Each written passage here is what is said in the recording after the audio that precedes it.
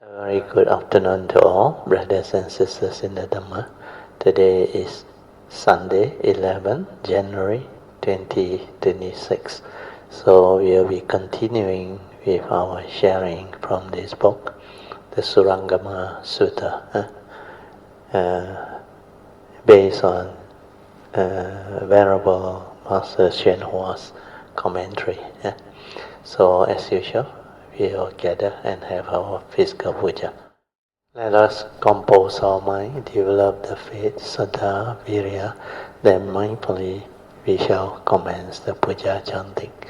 Namo 本师释迦牟尼佛 Namo 本师释迦牟尼佛 Namo 本师释迦牟尼佛 Namo 观世音菩萨 Namo 观世音菩萨 Namo 观世音菩萨 Namo 文殊药师佛 Namo 药师佛 Namo 药师佛 Namo 文殊菩萨 Namo 文殊菩萨 Namo 文殊菩萨 Namo 普贤菩萨 Namo 普贤菩萨 Namo 普贤菩萨 Namo 地藏王菩萨 Namo 地藏王菩萨 Namo 地藏王菩萨 Namo 佛菩萨 Namo 佛菩萨 Namo 佛菩萨 Arahang Samma Sambuddho Bhagava Buddhaṃ Bhagavaṃ Abhivādemi Swakato Bhagavata Dhammo Dhammang Namasami Supatipanno Bhagavato Sāvaka Sangho Sanghang Namami Namo tassa bhagavata arahato samma sambuddhassa Namo tassa bhagavato arahato samma sambuddhassa Namo tassa bhagavato arahato samma sambuddhassa Buddhaṃ saranang gacchāmi Dhammang saranang gacchāmi Sanghang saranang gacchāmi Dutiyampi Buddhaṃ saranang gacchāmi Dutiyampi Dhammang saranang gacchāmi Dutiyampi Sanghang saranang gacchāmi Tatiyampi Buddhaṃ saranang gacchāmi Tatiyampi Dhammang saranang gacchāmi Tatiyampi Sanghang saranang gacchāmi Panatipata Vairamani Sikkhapadang Samadhiyami Adina dana Vairamani Sikkhapadang Samadhiyami Kamesu Micchācāra Vairamani Sikkhapadang Samadhiyami Musāvādā Vairamani Sikkhapadang Samadhiyami Surameraya Majjapamadatthana Vairamani Sikkhapadang Samadhiyami Sadhu Sadhu Sadhu. Okay, let us pay respect to Puja. Buddhaṃ Pujami.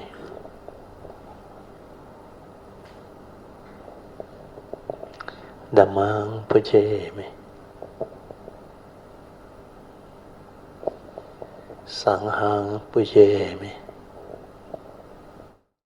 Invocation to the Devas. In this universe in their entirety, let the deities and Devas come here. Let them hear the good teachings of the King of Sages, which gives heaven and release Nibbana. This is the time to listen to the teaching. This is the time to listen to the teaching. This is the time to listen to the teaching.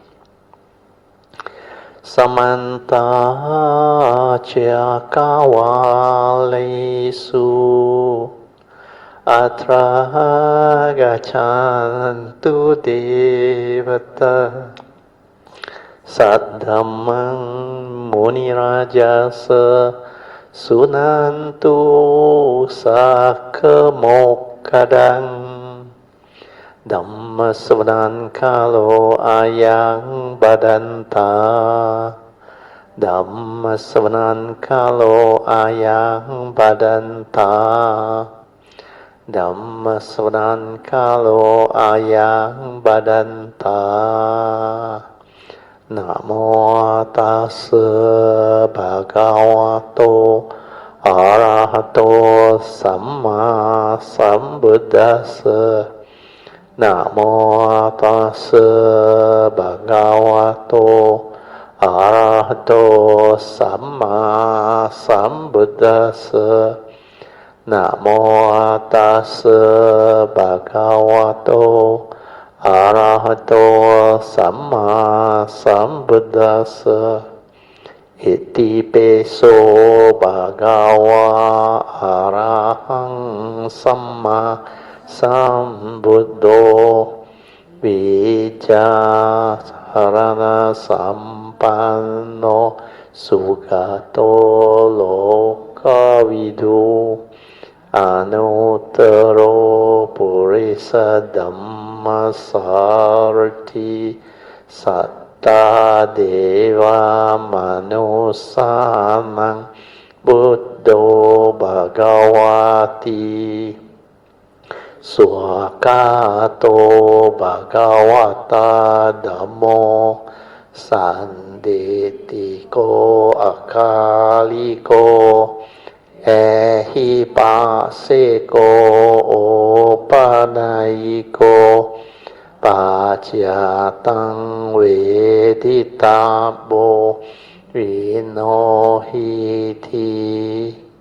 Supatipano Bhagavato Sāvaka Sangho Ujupatipano Bhagavato Sāvaka Sangho Nyaya Patipano Bhagavato Sāvaka Sangho Sami Cipatipano Bhagavato Sāvaka Sangho Yadidang Cattari Purisa Yukani Atta Purisa Pugala Esa Bhagavato Sāvaka Sangho Ahuneyo Pahuneyo Dakineyo Anjali Karaneyo Anuttarang Punyang Ketang Lokasati Sadhu Sadhu Sadhu. We are at page 46, second paragraph. But before that, we have to read the first part. Okay, stop there. Line number 4. Line number 4. After that question mark. Oh, sorry. I start with line number 1, easier. After the full stop.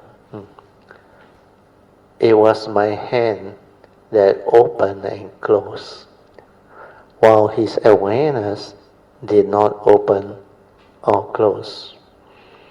then how can you take what moves to be your body and its environment, since they come into being and perish in every successive thought? So that one is very profound. Yeah? That one you can understand, and it can actually give you a lot of understanding. Like I always say, everything that arises is mind-made. Like the Buddha said, mind is the forerunner of all things. Mind is chief.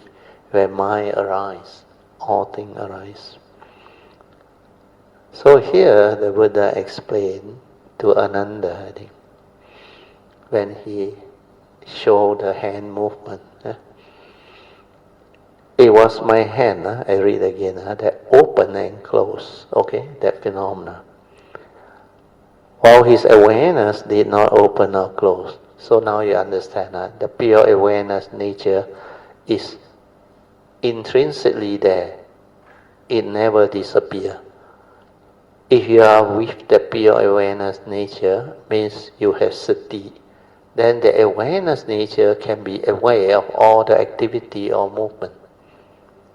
That's why that one never arises and disappears. That one is ever shining. It never disappears. It's like the sun's ray. It was there all the time.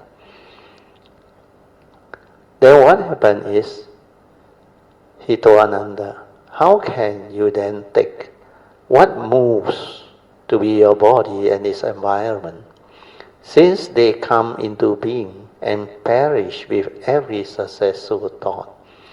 It's just like the analogy I explained to you all, the blockade.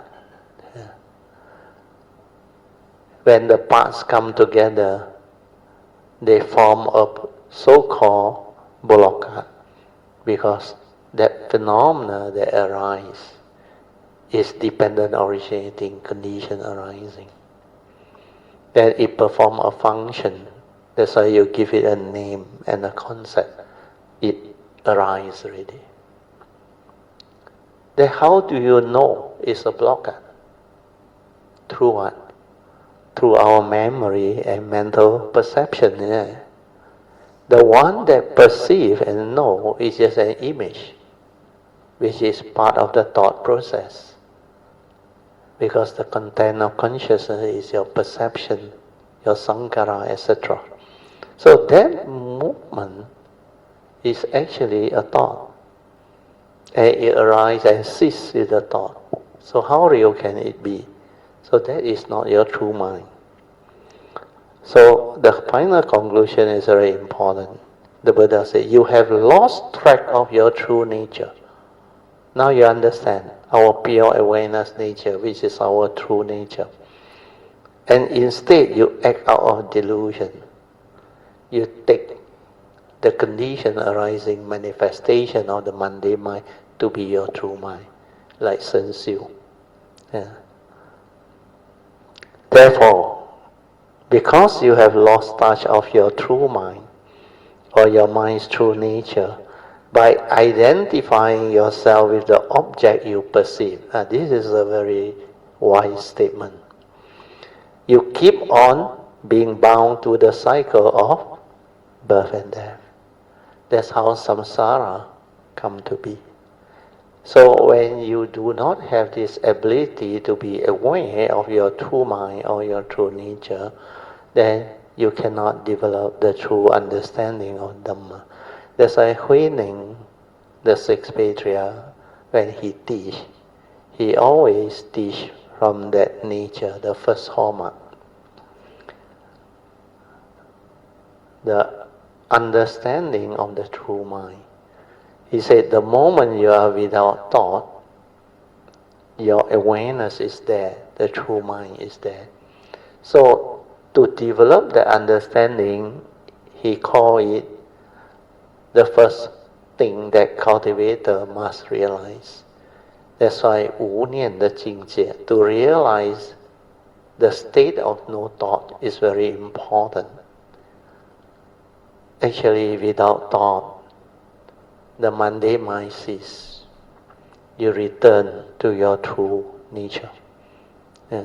That's why in the early day I always teach you all, silence your mind, relax, maintain awareness. Then everything will return to its true nature. Then you will realize your true mind, which is your true nature within. That's why awareness-based meditation is to return everything to that pure awareness. Because whatever that stir, manifests, they are dependent originating, not a permanent unchanging entity, not real. Whereas there is a nature behind, that is always there. And that is the one. If you can be aware of that, then you are able to differentiate between the two minds. Then you realize, as a living being, especially a human being like us, we actually have two minds. The primordial mind, which is the pure awareness nature. Then from that pure awareness, primordial nature, everything manifests from there. So you look at the four circle formation. Now you should develop this understanding. You see, from the source, which is the unconditioned, beyond thought, beyond mind, the first thing to arise is the pure awareness nature. This is our true mind, our true nature. But for this to manifest, there must be a form of mind that comes through the karmic process. Can follow? This karmic process, once the form of mind is there, then this thing can be detected. That's why for whatever being to actually arise within the existential world, you need a karmic nature to manifest a form of mind. And within this form of mind, there is a gateway where you can detect this pure awareness nature. Now you understand. So this pure awareness nature is the primordial mind, or original true mind, awareness. And from here, all things arise. The manifestation of the five aggregates of form and mind, it is from here. You create what they call mundane thinking. So from this five aggregate of form and mind, this is where the mundane mind manifests. This is the mano. So this one, because it has a sense basis, it has a consciousness tribe inside. So upon contact with external sense data, it manifests the 18 sense tribe, or the 6 respective, what they call consciousness. Seeing consciousness, hearing consciousness, smell, taste, tactile, and thought consciousness. So this one is what the Buddha called like a magician, create magic. So this one is like an illusionist, create illusion for you. So this condition arising world, which is the phenomenal world of consciousness, where the 18 sense line manifests, created existence, life, and the whole of creation, means our so-called phenomenal world, they are all here. And this is the one that lure, entice, and create the delusion. That's why it's a chaotic world. So to meditate is to return all this back to the pure awareness nature. That's why this is awareness-based meditation, sati-based.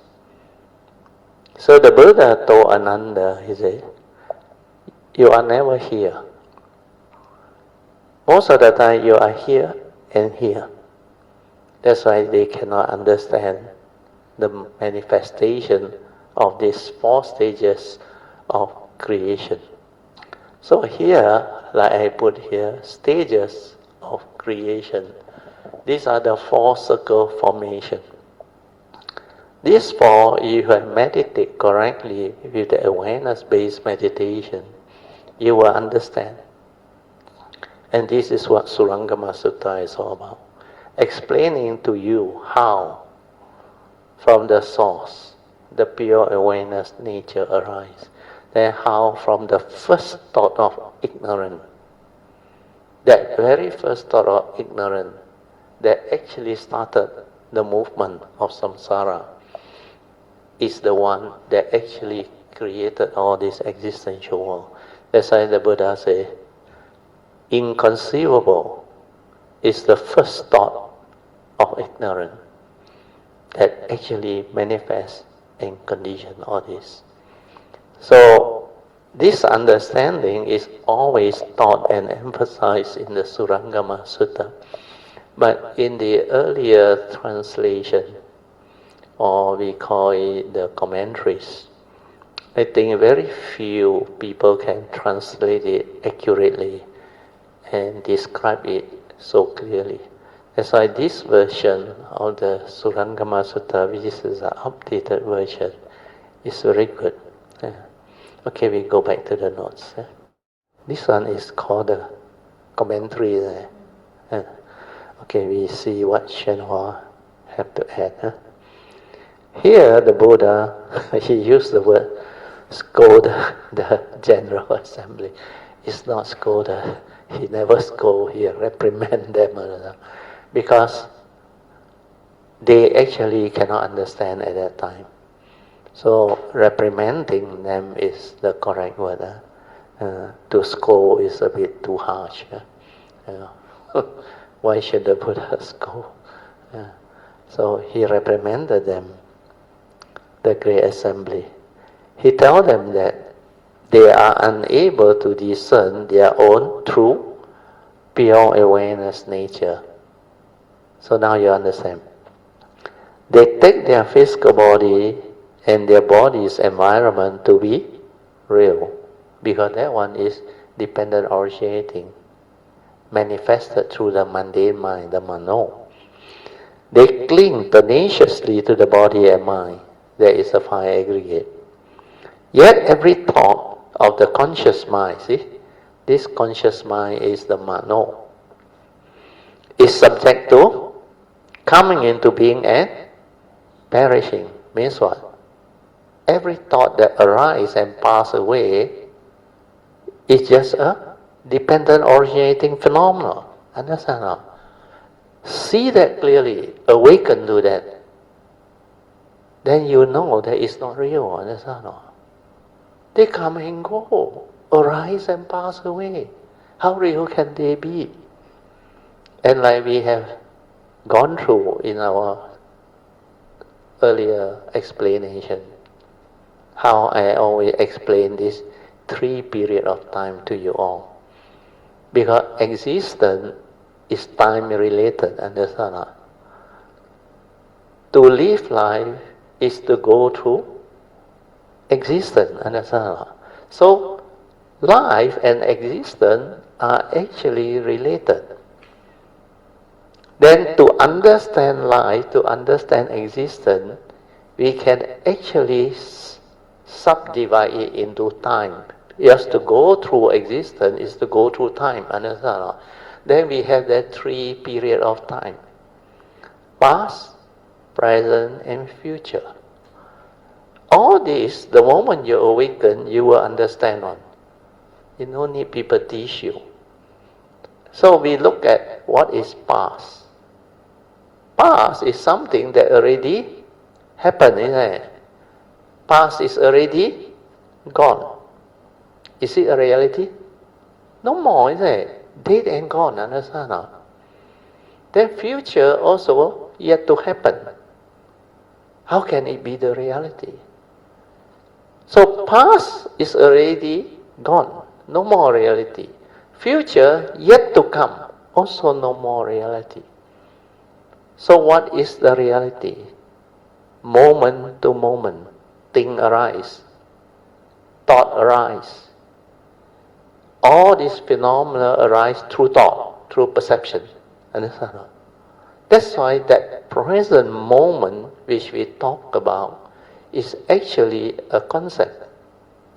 That's why to transcend life, You not only have to transcend the past and the future, you have to transcend even the present moment. If you cannot transcend the present moment, you may be in the present moment fully aware, but that moment is still within existence, within samsara. So to transcend life, you have to transcend even the present moment. That's why it's beyond thought, beyond mind. Then when we look at the present moment, how real is it? How stable is it? Every moment, arise and pass away, arise and pass away. The moment you perceive it or talk about it, that moment is gone. Understand? And that is the highest in life, the only reality. So how real can life be? You penetrate that, you penetrate no mark. Understand? Then everything is not what you think. There is no mark of a cell, no mark of living being, no mark of all the creation that manifests within the conditioned world. These are only true when it is within the existential world. That's why within life, within existence, there is such thing as Dhamma, law of karma, duality, all this exists within the conditioned world. But when you are with your true pure awareness nature, within the unconditioned, all this, they don't exist, not real. That's why when you penetrate that with pure awareness-based meditation, and when you can differentiate between the two, the true mind and the dependent orientating thinking mind or mundane mind, then you awaken. You realize that existence, or what we call life, is just manifestation of consciousness. Come and go, come and go. Okay? We go back to the notes. They cling tenaciously to the body and mind, yet every thought of the conscious mind is subject to coming into being and perishing. One thought arises and perishes, then the next thought arises and perishes. And this is the movement, understand? So people concentrate their effort exclusively on the rhyme of coming into being and perishing, and have no real understanding of their true nature, or their true nature of their awareness. So this phrasing of the English word is not so good. It should be have no real understanding of what that true pure awareness nature is. So this is the most important awakening. Yeah. And because you conduct yourself in confused way, your pure awareness nature or true nature and your mind does not work together, and thus you lost track of your true nature within. You mistake external state for your real self or true self. You take the in of yours as yourself. You should think that, you should think of that in, or shouldn't, the word should be, shouldn't think of that in as you. That would be to consider yourself a mere object. You create all kinds of attachment. You fail to see true things. You are unclear about truth. And because of that, you cling to the birth and death. If you weren't so confused, if you stop mistaking a burglar for your own child by mistaking object for yourself, you would be able to end birth and death. So this part is very true and it's very profound. So the ing that is mentioned here, INN, is the analogy of the five aggregate of form and mind. You remember in the Zen analogy, they talk about the in and the innkeeper. So it's, let's say, your physical body with your six sense door. It's like you have 6 rooms in your inn or hotel, small hotel they call inn. Then the guests of the hotel, they come through what? Through your senses, isn't it? The external sense data, they are the guests that come in and go out. So sometimes the guest is not like in our physical world, where they come and stay, even they call it a short period. At least they have to pay for 1 or 2 hours of the rental. And most of the time is per night basis. Then sometimes it can be weekly, monthly, or maybe longer period. But within our senses, sometimes they don't even stay for a while. Split second is gone. Because the way the mundane mind perceive, stir and react is so fast. That's why if you are not aware, you don't have the stability of awareness, you cannot cope with life.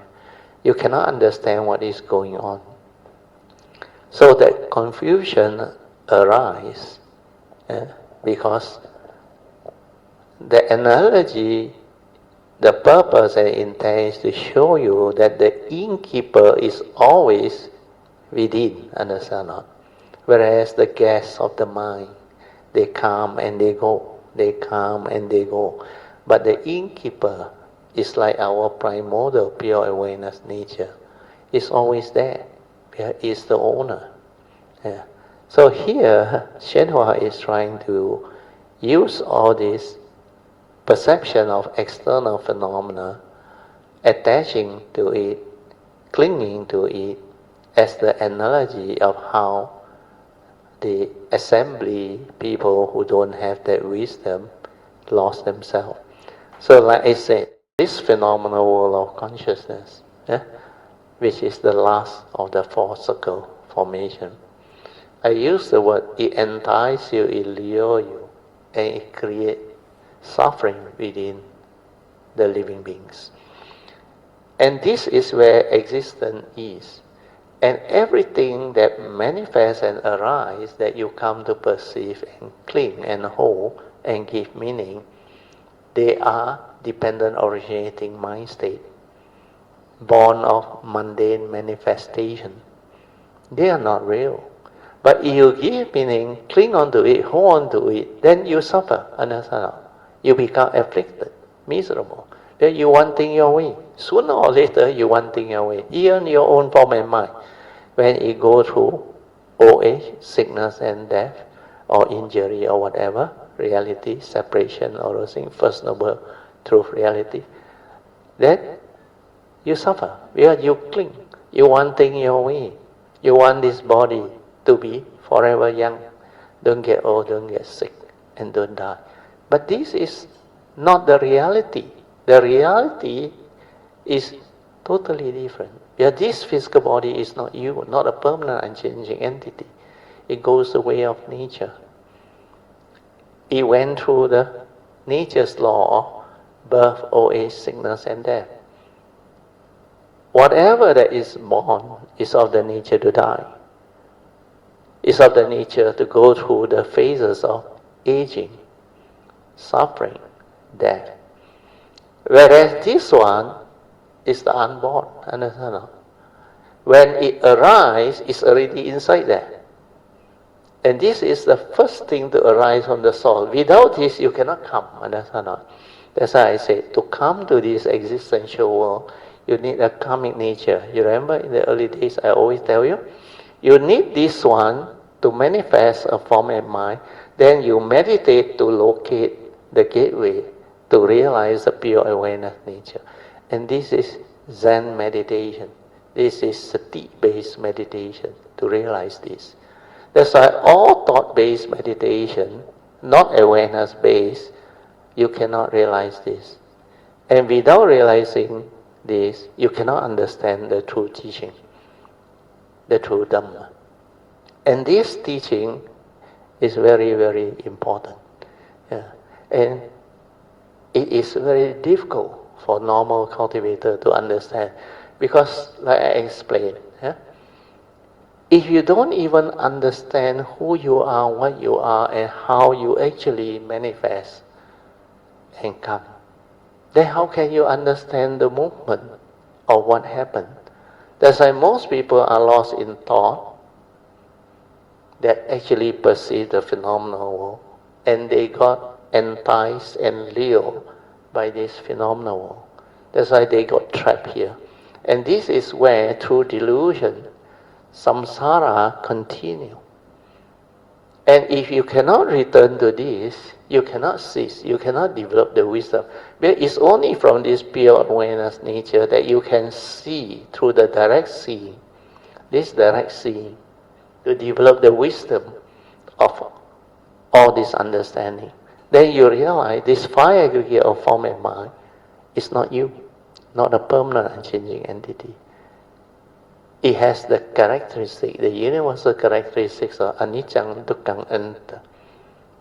And it keeps on manifesting. And all these marks that actually delude the living being. It's just like the analogy of the five aggregate given by the Buddha. Especially the last aggregate. Consciousness is like a magician, create magic for you to actually cling, grasp and hold. What is a magician?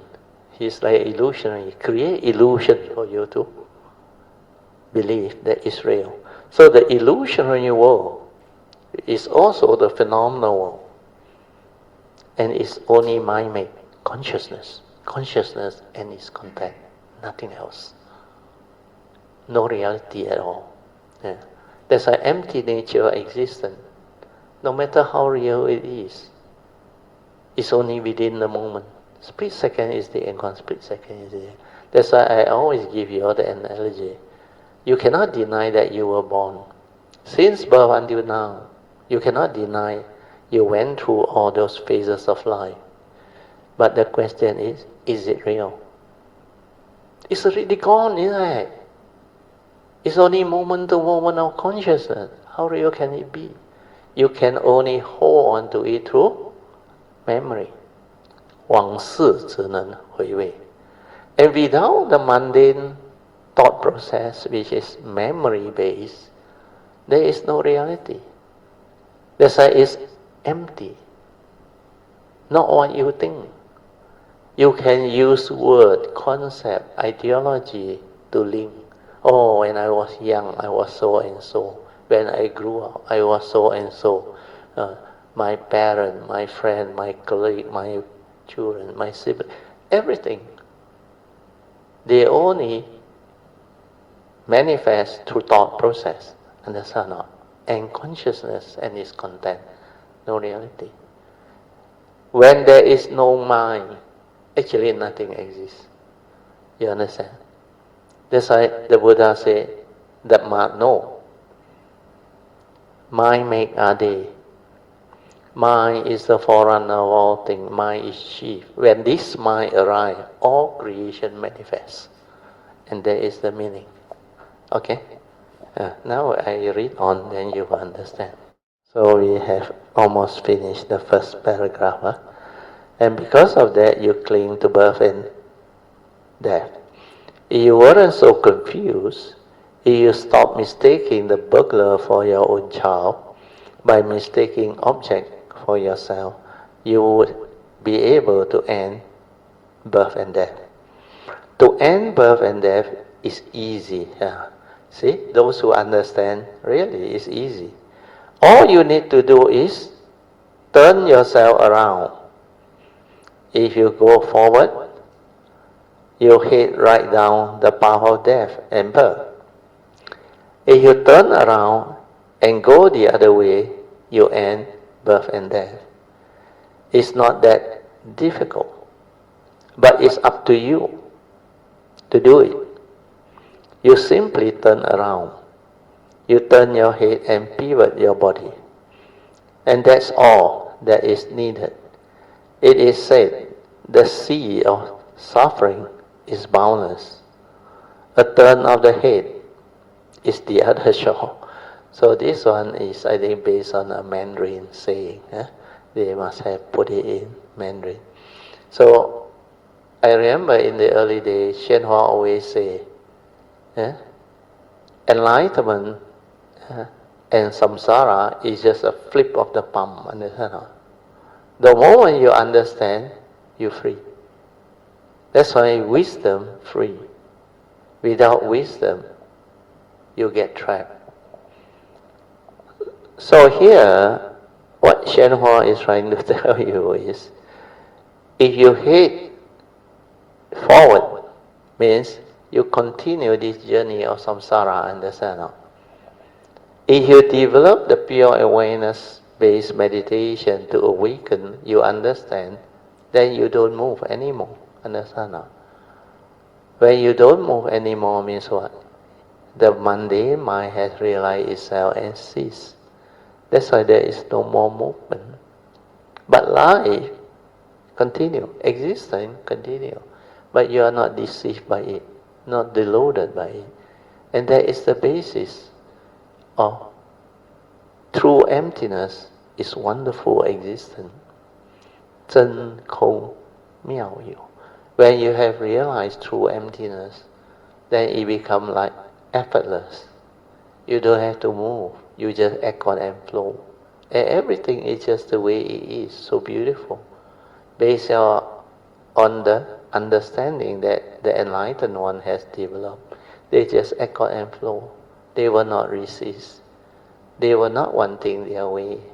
That's why in the earlier Tuesday class, I think, I share also with you all. You see, this Thursday class where we develop this accord and flow thing. You remember I talked about dana, all those things, don't be a good-hearted fool. If there is no condition, just forget about it, understand? But everything is not so real, not what you think. Oh, I want to do good, I want to help people, I want to help the world. It's not what you think. But within the illusionary world of existence or life, there is such thing as life. And it can be meaningful, and you can have wonderful existence. You have the wisdom not to cling, not to grab, not to attach, and give all this what they call deluded meaning. So what you need to do is, you understand the whole movement, means the unconditioned Dhamma and the conditioned Dhamma. Then you know how to live. Understand? You know how to come. And you will continuously come without problem, because you don't suffer anymore. And that is what the Bodhisattva way is all about. That's why the fourth stage of Bodhi mind development is what? The Bodhi mind that can renounce samsara. Samsara is no more problem, understand? No more issue. They come with wonderful wisdom and understanding. That's why they can live life. They can continue to manifest, continue to develop the understanding, perfection, until they finally realize Samma Sambuddhahood. And that is the ultimate realization. Because when you completely perfected yourself, then you have that Buddha nature, which is very, very different. But it's not a being inside there, like I always say. It's just a nature. And this nature is not a being. It cannot come out and live like it's not you, but it's within the spiritual nature and karmic nature. And these two is required for Bodhisattva to manifest, for Samma Sambuddha to manifest. This is the secret of life, secret of creation. Can follow? This understanding is very important. There's a Surangama Sutra is very, very unique, very powerful. Its teaching is actually very extensive. Okay, we go back to the sharing. Okay, to end birth and death is easy, like Shenhua said. Oh, we finished this, Now, okay, next part. Okay, then we go to the visual awareness, does not move. This one by now you understand it, huh? The pure awareness within, that one doesn't move, understand or? That's why in the retreat I always tell you, although I am sharing with you all the Dhamma, everything, explaining, but my nature within, the awareness is always there. That's why all your movement or activity, if I want to know, I can know. Even your blinking of your eye, your turning, stretching, everything. But is there a need to know? No. It's only when I want to know. Because within this nature, it can observe and see. But living being can only do one thing at a time, understand or? When I am with that awareness, specific phenomena, I technically cannot be aware of the rest. But this awareness, because it doesn't stop, it is like, it can be in the other type, spacious awareness without a center. You understand that, isn't it?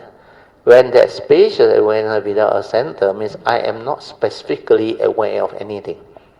Understand or? And then, every movement, this nature can be aware. Understand or? That's why during that time, all your activity and movement, where I silent, there I see, through that pure awareness. So here the heading, so we bring down the heading. Visual awareness, you should add the word pure awareness. So this pure awareness does not move, understand? Although they link to your senses, when you perceive through your senses. So they are more keen with the eye as an organ, that's why it's visual. Okay, I read the sutta. The sutta says that the member of the assembly had renounced their fundamental mind and had relied only on their deluded thinking mind, their conscious mind, their mind that make distinction. They call it the 分别心, that's a discriminating mind. They haven't understood external state, means external manifestation. They have taken their distinction making, or what we call discriminating mind or mundane mind, to be the real. They have engaged in confused activity at the gate of the sixth faculty, means the sixth sense door, and haven't the least bit of skill with regards to their true nature, pure awareness nature. You need to understand that the mountain, the river, the vegetation, and all the rest of the mind-right appearances on this earth, they are the Dhamma bodies of the Buddha, which neither come into being nor perishes. Because these are all appearances, understand? You must recognize the pure, luminous, essential nature of the everlasting true mind. Actually, that true mind is the primordial. Primordial means what? It was there originally, understand? Original nature. Already there. So that one, unless you develop the awareness-based meditation, you cannot understand. So these mind-right appearances on this earth are the Dhamma body of the Buddha, which neither come into being nor perish. You must recognize the pure, luminous, essential nature of the everlasting true mind. And your mad, he used the word mad, distinction or discriminatory mind must cease. See? The mundane mind must cease to realize the true mind. Understand or not? To realize the unconditioned. Then the ceasing of the mad mind or the mundane thinking mind, dependent originating mind, is full awakening. Now you can understand. The mad mind's coming to a stop is the manifestation of our awakening mind. because the mad mind exists and has not ceased. The awakening mind cannot come forth.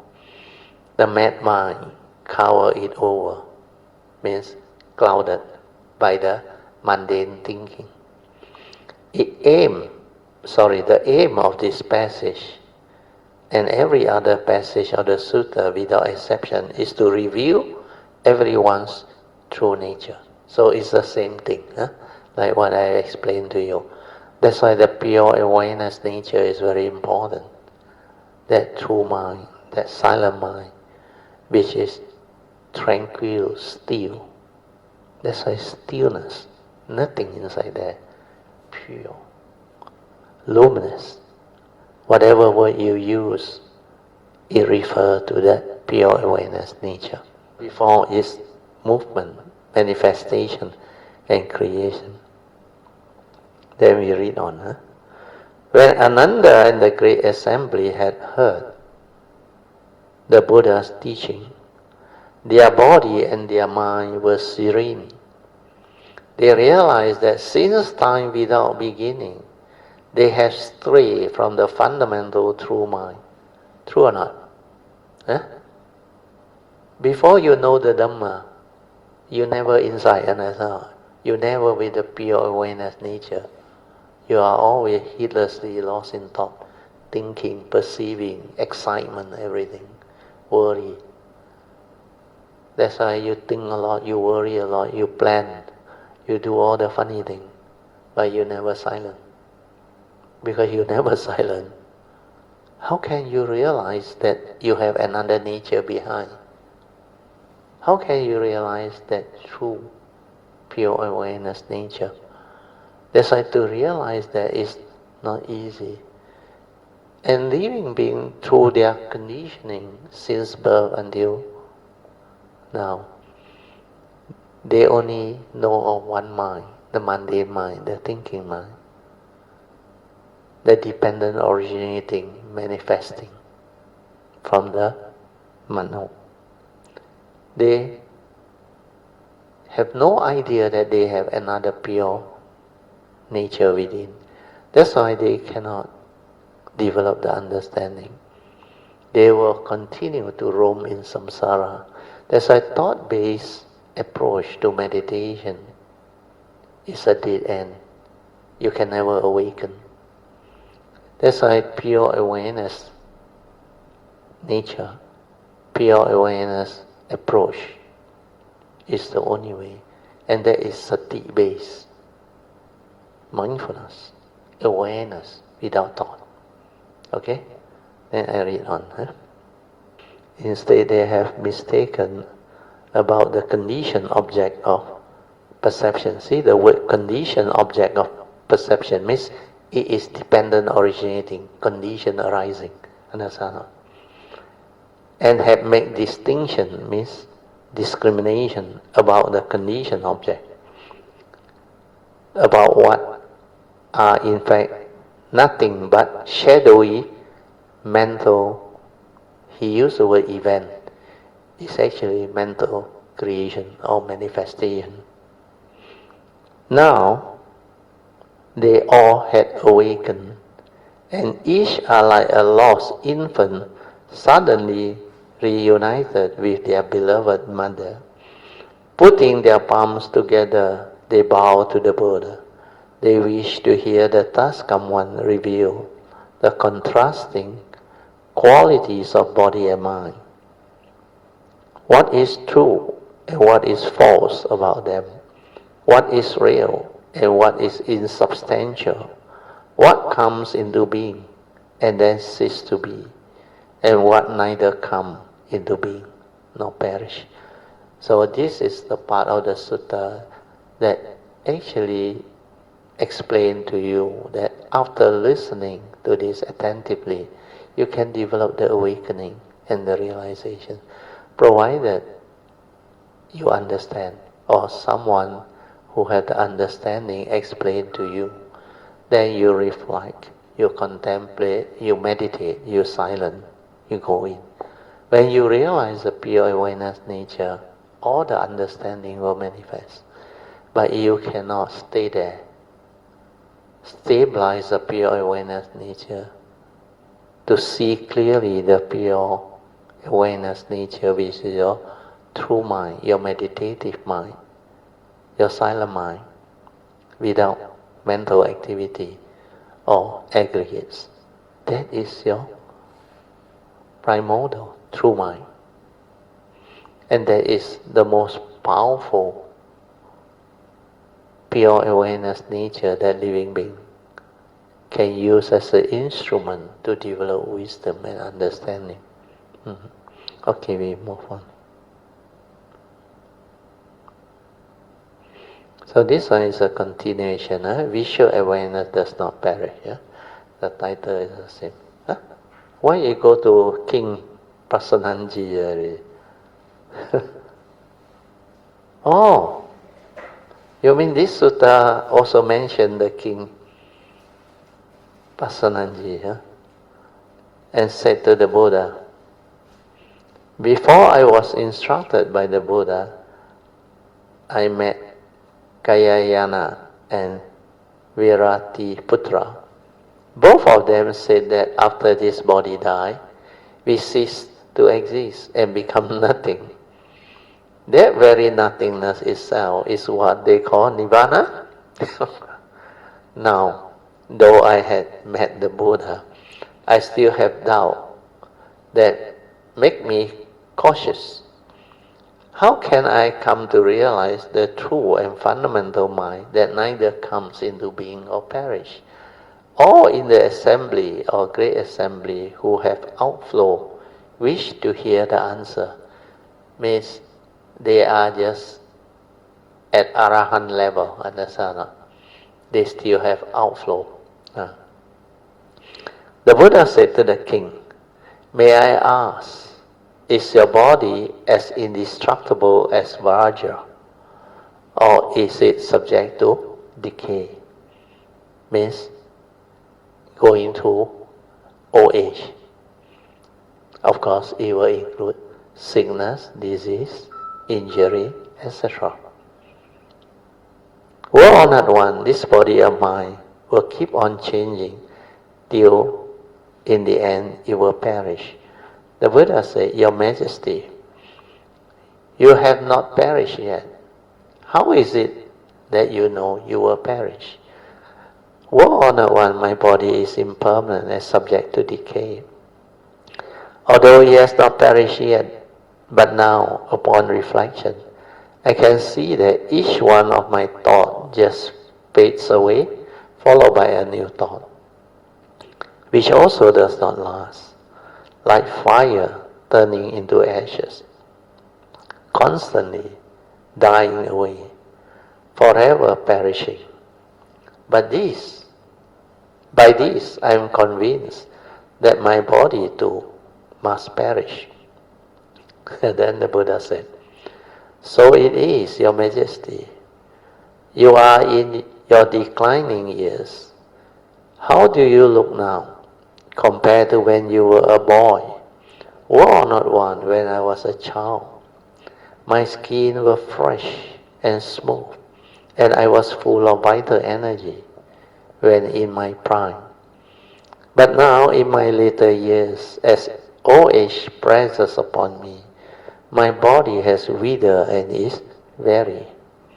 My vital spirits are dull, my hair is white, my skin is wrinkled.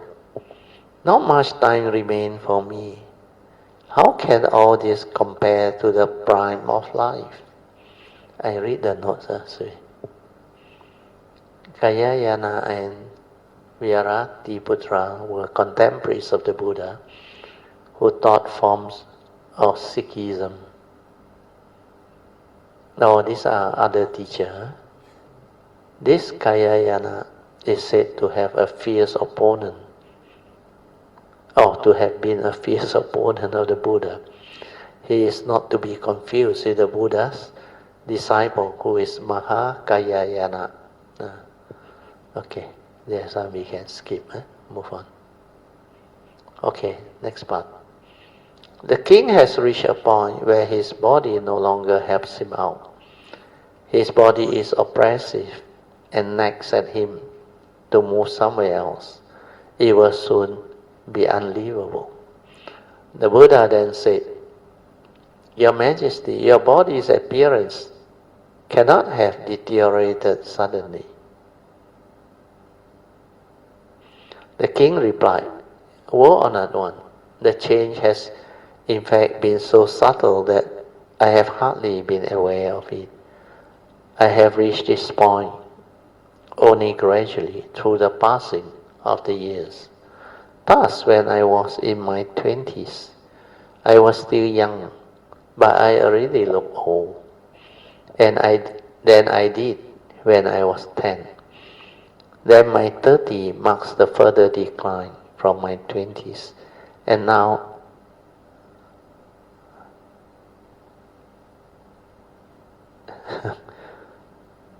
at 62 instead of 2 years past 60. So at 62, I look back on my 50s as a time of strength and health. Okay, this one is interesting. Now we are also not that young. Have you ever really compared when you were young and all those things? Of course, you can have glimpses of memory of when you are during those younger years, much more vital in energy. I think your health are a lot better. Then there are a lot of things that you can do that now at this age, for me is 70 plus 2.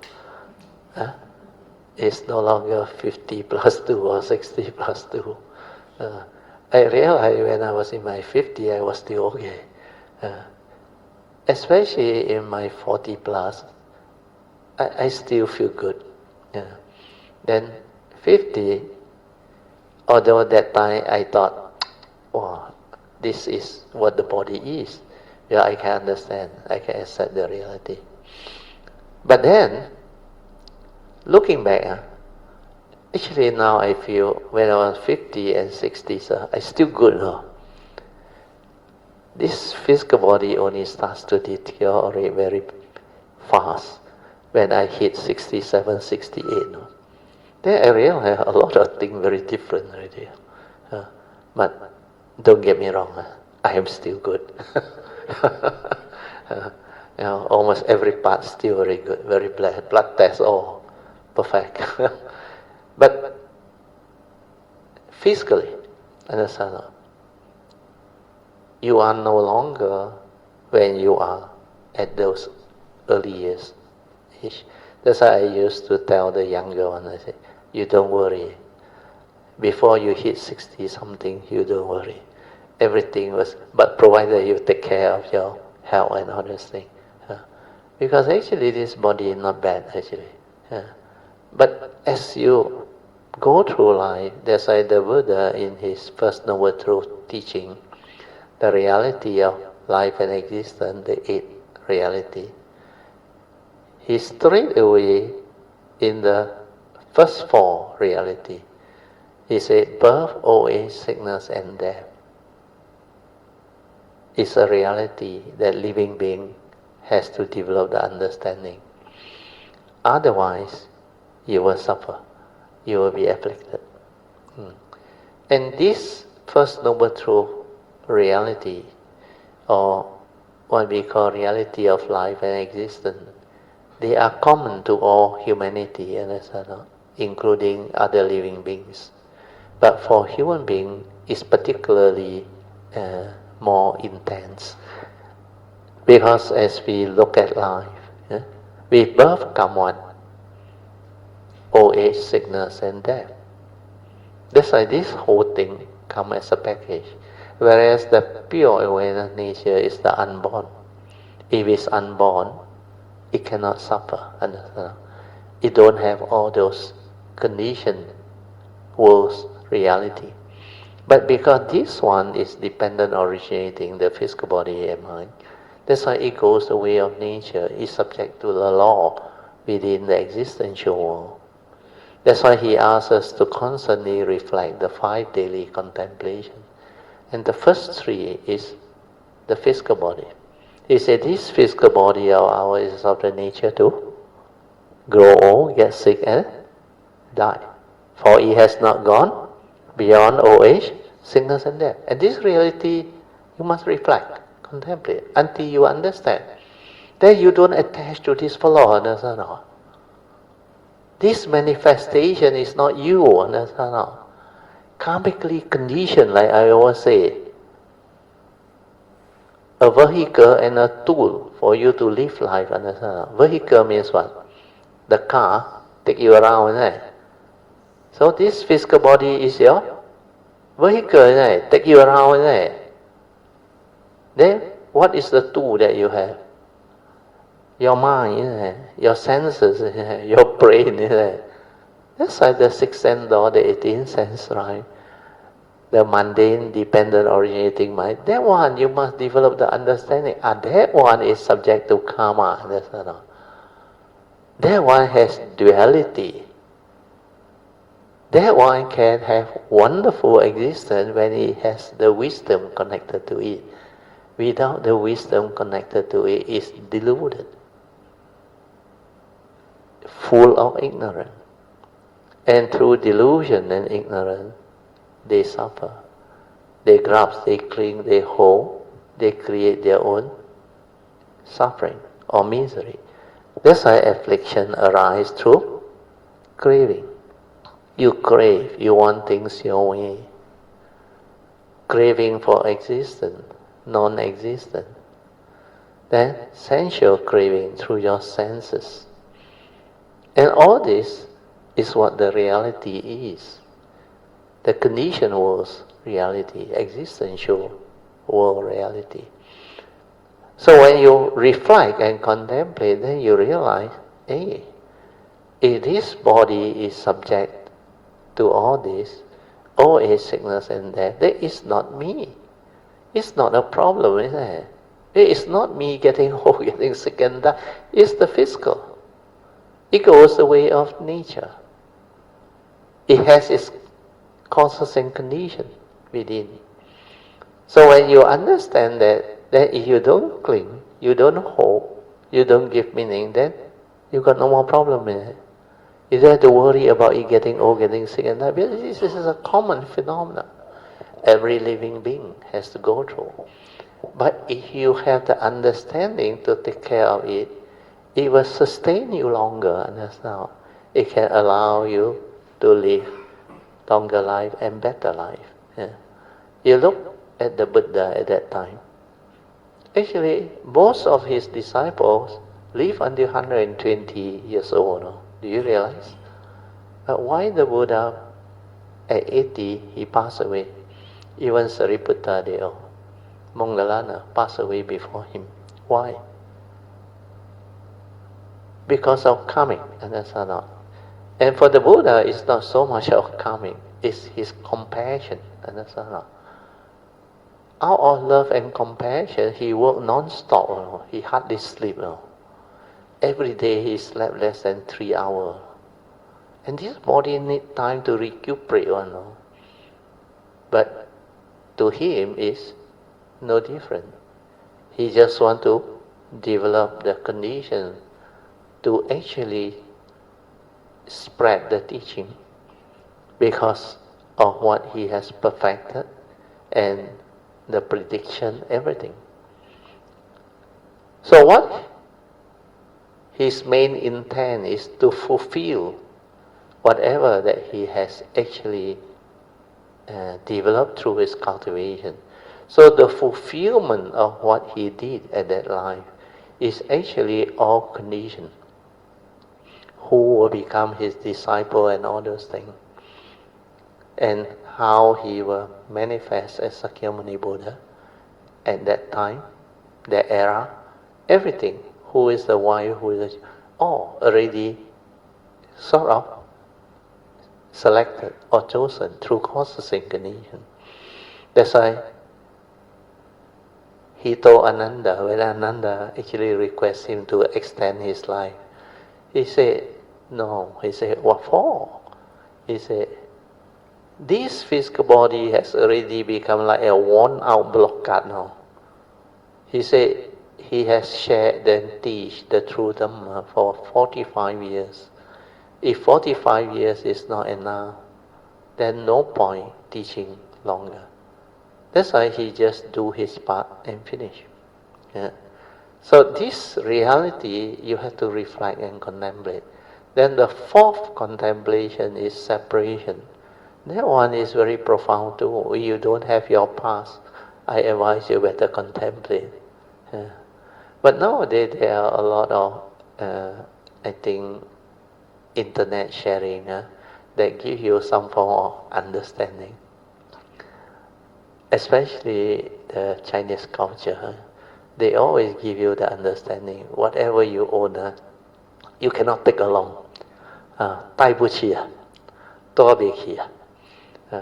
But a lot of people cannot understand that phase, because it's as good as not yours, isn't it? Like I always say, when your breath stops, your identity erased.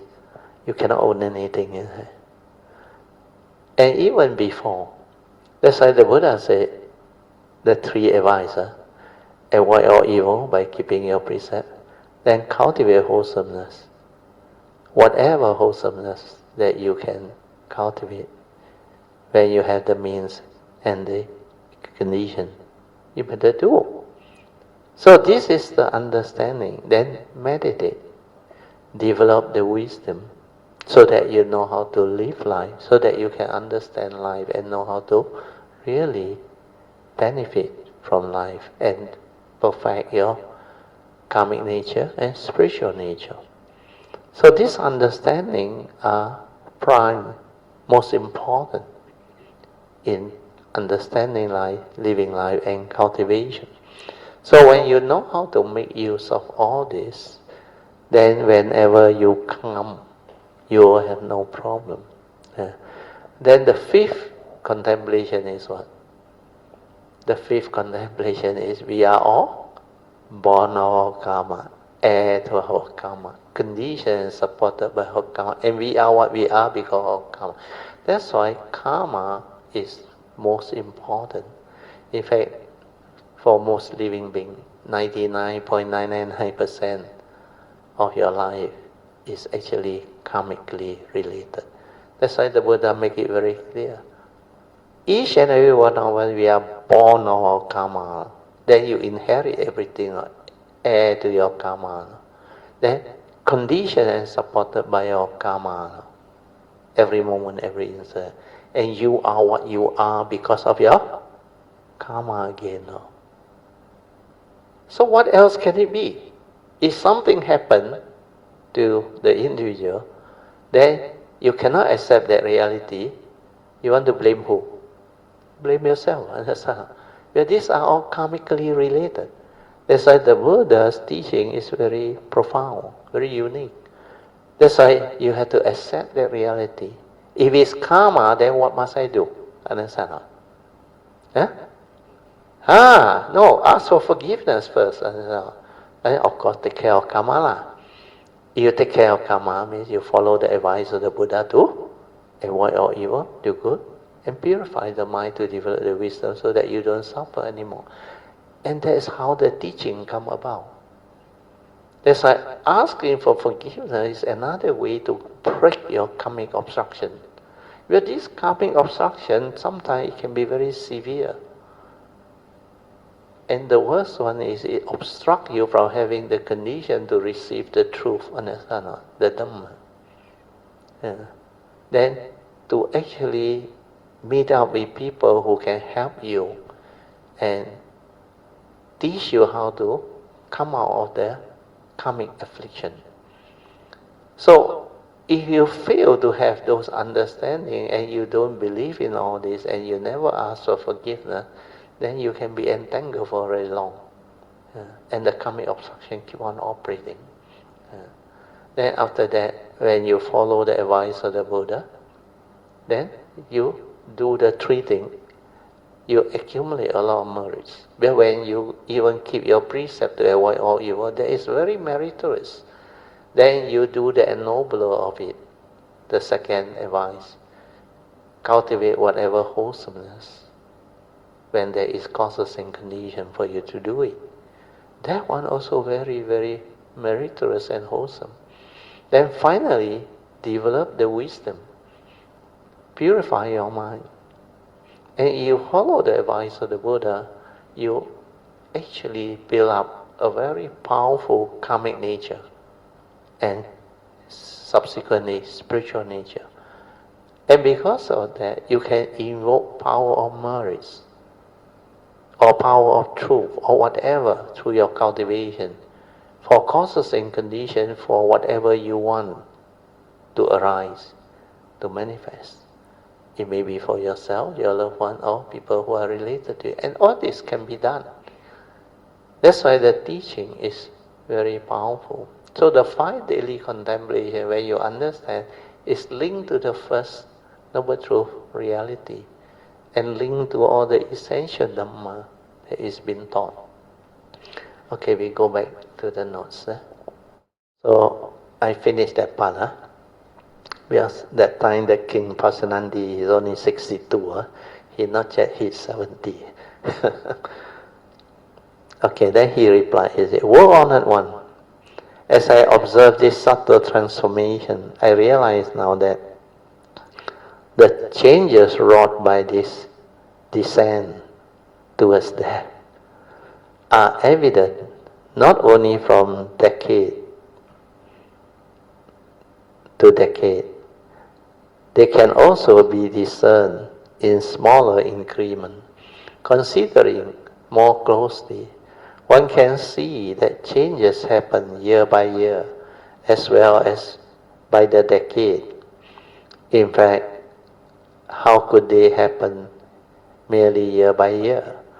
Such changes happen every month. And how could they occur from month to month only? The changes happen day by day. And if one contemplates this deeply, one can see that there is ceaseless change from moment to moment in every successive thought. Thus, I can know that my body will keep on changing until it perish. Then the Buddha said to the king, observing these changes, this never ceasing transformation, you know that you must perish. But do you also know that when you perish, something in you does not perish with you? And this question actually is very important if you are a cultivator. Putting his palm together, King Pasenandi replied to the Buddha, indeed, I do not know. Because they have not realized the pure awareness nature. The Buddha said, I now will reveal to you what it is that does not come into being and does not perish. Your Majesty, when you first saw the river Ganges, how old were you? And this analogy is very good. You listen. The king replied, he said, I was 3 years old when my beloved mother took me to pay respect to the goddess Shiva. When we went past a river, I knew that it was the Ganges river. The Buddha said, Your Majesty, you said that when you were in your 20s, you had already aged compared to when you were 10. Year after year, month after month, day after day, in each successive thought, there have been changes till you have reached your 60s. Consider, though, when you were 3 years old, you saw the river Ganges. 10 years later, when you were 13, what was the river like?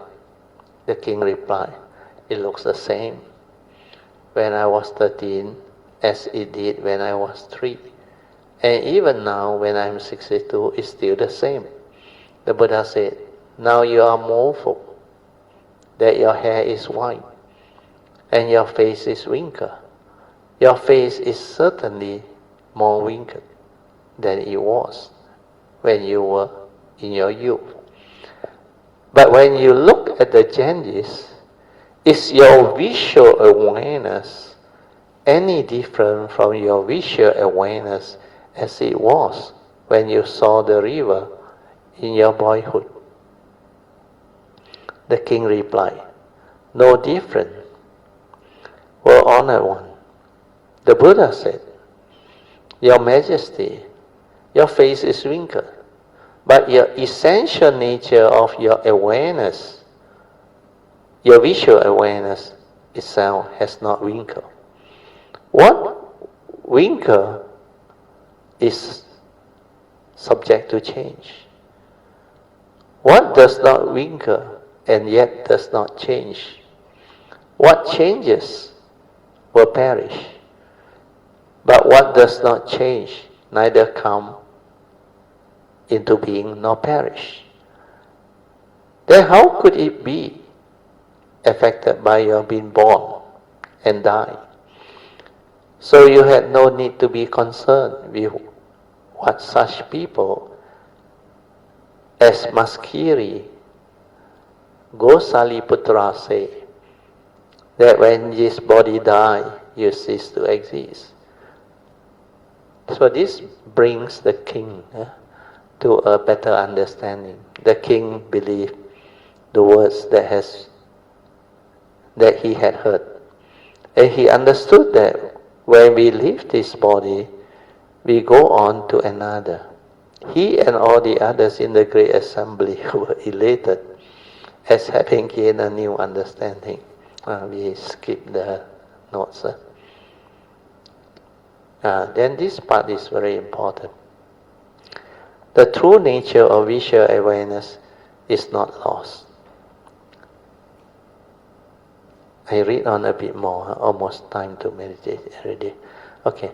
Ananda then stood up, bowed to the Buddha, kneeled, put his palm together and said to the Buddha, Well honored one, if our visual awareness and our awareness of sound, etc., indeed does not come into being and does not perish, why then did the Well honored one say that we have lost track of our true nature and our actions are deluded, as if we were upside down and not right side up? I hope the Well honored one, out of kindness, will clear away the dust of our delusion. At that time, bending his golden hued arm so that his wheel lying fingers point downward, the Taskam one said to Ananda, Here you see my hand as it forms a mudra. It is upside down. Is it upside down or is it upright? Ananda said, ordinary people would take it as upside down. I myself do not know what may be called upright, and what is upside down. The Buddha said to Ananda, if ordinary people would take this to be upside down, what then would people consider to be upright? Ananda said, they would call it upright if the Taskam one raised the arm so that his hand, which is as soft as cotton, is pointing upward in the air. Then the Buddha raised his arm, and said to Ananda, ordinary people are deluded if they suppose that reversing the way my arm is pointing means that my arm itself has changed. And if in the same way we compare the body of ordinary people and the pure Dhamma body of the Taskam one, we might describe the Dhamma body of the Taskam one as endowed with right and all-encompassing knowledge, and ordinary people's body as upside down. But considering more carefully this, move on. Comparison of the Buddha's body and your body, which are said to be upside down. Where exactly might the characteristic upside down be found? At this point, Ananda and the others in the general assembly were dazed. They stared unblinking at the Buddha. They did not know where in their mind and body, the characteristic or upside down might be. The Buddha are all kindness, took pity on Ananda and on everyone else assembled there. He spoke to them in a voice that swept over them like the ocean tide. All of you good people, I've often said that all phenomena with physical form, all phenomena of mind, the condition under which they arise, as well as the phenomena that interact with the mind, and all other conditioned phenomena are mere manifestation of the true mind. That is the true answer. Your body and your mind appear within the wondrous light of the true essence of that wondrous mind. How is it that you all have lost track of the wondrous nature of the fundamental, marvelous, perfect, wondrous understanding and resplendent mind, so that your understanding of it is confused? So this understanding is very important. We are all the rest are created or manifested from that pure awareness nature. You remember the fifth patriarch when he actually called in the sixth patriarch? Before he became the sixth patriarch is Huining. Then he repeated the Dhamma Sutra to him until he reached the point of the mundane mind, exactly like this explanation in the Surangama Sutra. He told Huining, this mind, you must learn how to use it to live life, and yet not deceived by it. And he came to great awakening. And this is what the Buddha is trying to explain to the assembly. It's the same. Because that pure awareness nature within is so powerful. That's why Huining immediately after that, you know what he said back to the fifth patriarch? Where he have understood how amazing is it that this, he didn't use the word pure awareness nature, he used the word this pure nature is perfect by itself. Then all Dhamma arise from this. Understand? Which is exactly what Sakyamuni described. We are all your dependent originating, condition arising phenomena or things that you perceive and give meaning, they arise from there. Understand? That's how they overlook that they have another nature which is primarily the primordial nature that is responsible for all this arising. And if you don't do the pure awareness-based meditation, you cannot see. But these two minds are very close to each other. When you silence your mind, maintain awareness, until no more movement, until all your sankhara activity or your aggregates of mind or like temporary cease, stop.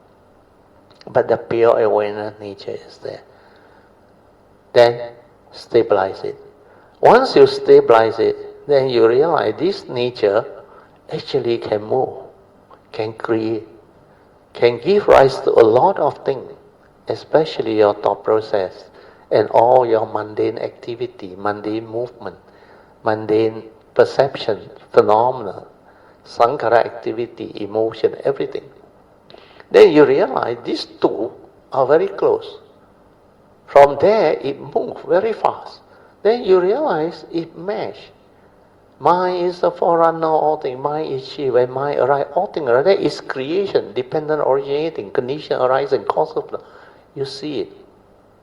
That's why that silent mind that can see things as they are, with the direct seeing, will understand, will develop the wisdom and awakening. And this is the meaning. Okay? Sadhu, sadhu, sadhu. Okay, go back to the note. I have to end already. 4:33 already. We have to have the 45 minutes of awareness-based meditation. So I will mark this. 52, huh? I just marked this page. Just relax body and mind, then silent everything. That's why silent, relax, aware, and let the mundane activity or mundane mind slow down and return to its original nature. Then you will realize your true mind, your silent mind, on your own. Then the four support. Relax, maintain awareness, stabilize the awareness. Then the last support is trust. By now, I think all of you have the understanding.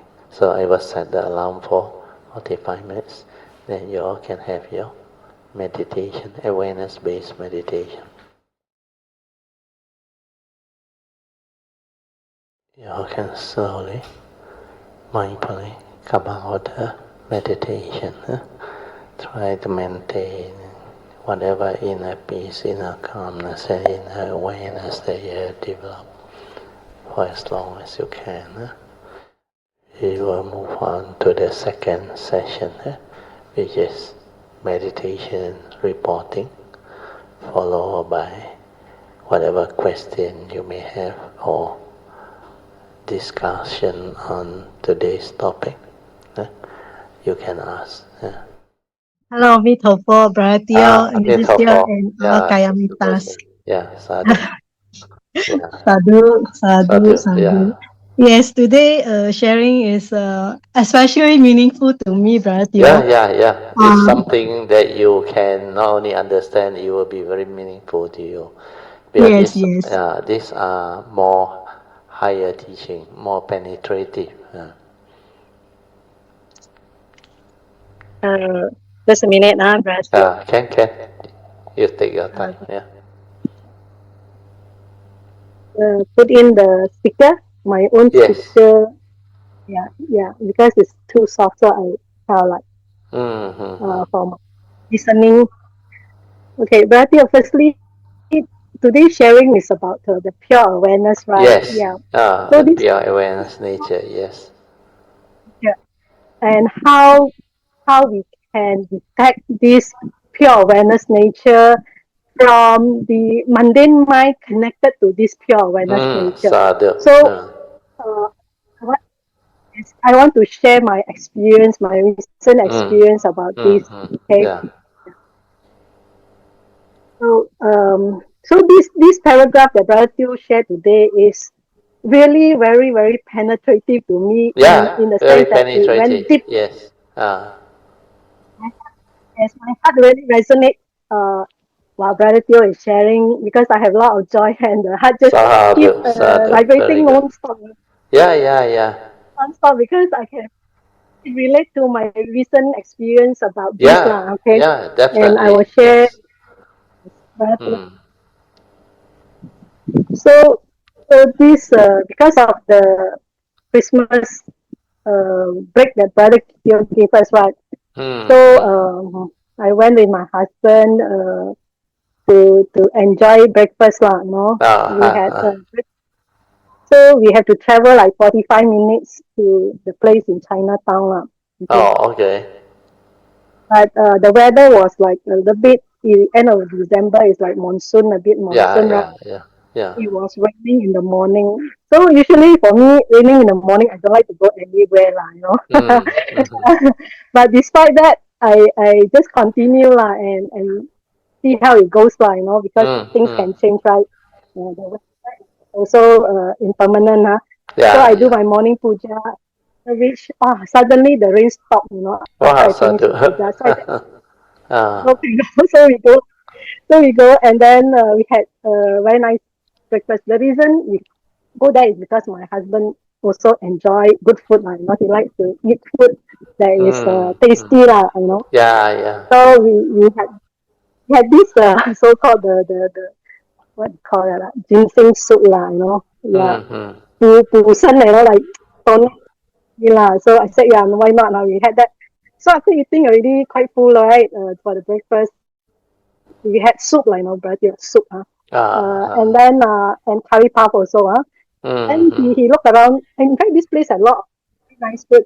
So he said he want to eat other things, but I said since we are so full, we cannot, so why not we go to the opposite temple, pay respect, that is also very good, You see, my husband is not the type to all this kind of thing, although he don't mind doing once in a while, but if you ask him every time, he also don't like to do it, Yeah. But this time, he willingly follow me, So I was like, for me, when gratitude, when he's able to follow me, because you don't have to persuade him, you don't have to make him upset if he doesn't go, that kind of thing. So when he joyfully went, I was full of gratitude, when we went to the shrine to pay respect, the only thing I can say is pay respect. I say I have full of gratitude that my husband come along, Sadhu.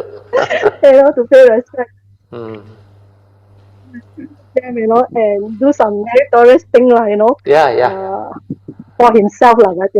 Mm. So because he's not a cultivator in the sense that, do chanting or do anything that is cultivator will do, but since he can come and join, pay respect, good enough for me, Yeah. to do this, Already a big step. So yeah. Without making he often question like, yeah, why do you have? I mean, I'm telling you this just to share. Normal non-cultivator, they will always ask a question: why do you have to go temple, do this, do that, the kind of thing, do chanting, the kind of thing, do good, when you have connection, the kind of thing. Is it sometimes not enough, man? The kind of thing. They have this kind of thought, Brother, Yeah. So I mean, since he didn't follow without any question, and I was full of gratitude, Brother. So I go there, the moonshine, I pay my respect, gratitude that my husband come along, And then after we do that, right, temple has many floors, Brother. Oh, is it? I think it's fourth floor, and then the top floor is the garden, Yeah, they have a garden up on the top floor. So I told my husband I want to go and pay respect to the Buddha relics, which is on the fourth floor. Okay. Yeah. So okay, we took the lift, go up to the top floor, and then I purchased the candle, like offering, on Yeah. behalf of my husband. Mm. So we offered the light and candle, in front of the shrine, and this the relics, Brother. So I do the offering, and then after that, uh, pay the respect, and after that, I do the circumambulation, Brother. Yeah. Circumambulation, Sadhu. So I do the itipiso chanting, three times, Yeah. But I'm very mindful that I'm doing that, in a very peaceful, mindful way to do it three times, Yeah. After that, I finish right. Then I say, since it's Buddha tooth relics, I'm going to pay my respect in front of the Buddha tooth relics. So I said no. So I kneel down. I kneel down and bow three times to pay respect. After that, a thought came, Brother. A thought came, and it says, hey, this is Buddha Sakyamuni Buddha, the relic. So I said, I should pay. I should do my repentance here. I said, no, I never done any repentance in front of Sakyamuni Buddha. I mean, this the thought came, right? Yeah. So I said, okay, I'm going to do that. So I will kneel down and do Then this thought came, said, hey, I cannot only do for Sakyamuni Buddha. I must do for 1,000 Buddha, Sadhu. So I said, 1,000 Buddha, okay. Buddha. I said, okay, so I bow my head down on the floor, Brother, and want to recite my repentance. While I want to do that, nothing came out, Brother. My head, Sadhu. nothing, nothing come out. The word cannot come out. Then, of course, when the word cannot come out, my Dhamma Vichaya, the Dhamma Vichaya, Dhamma pop out, I said, I can see, that I want to perceive, my mental perception came out, the images all came out. Then I said, the problem with this is that I had this, how you call that, fine suffering in my brain, Yeah. the fine suffering is really, I tell you, this one never had. I mean, normal time when you think, you perceive, you don't have this kind of fine suffering, but you're Correct, correct, right? correct, But correct. this one, oh, super fine suffering keep coming, keep Sadhu, coming. sadhu. Very Yeah, good. I mean, keep coming. I cannot do it, Then I said, okay, cannot do it. Never mind lah, I don't do lah. Yeah, But then yeah, yeah. this Dhamma Vichaya, when he, he do it by himself, one, brother, not Yeah, like yeah, yeah. hey, It will Poha want happen to, by itself. he's going. Yeah, it happens by Especially itself. the fine suffering, the even the aggregate of perception to perceive is suffering. You will know it. Then Yes. to become conscious also is suffering. Is within the mind. That one normally only those who have progressed and developed the meditative understanding. Then when their mundane mind is about to collapse, then this thing will manifest. It will manifest. Then you will have the understanding to actually develop the understanding of why the Buddha says Sankhara Anicca, Sankhara Dukkha. Sankhara is not only impermanent. Sankhara is actually suffering. To perceive, to know, to even arise as a entity for the form and mind to manifest. That fine suffering inside is very clear.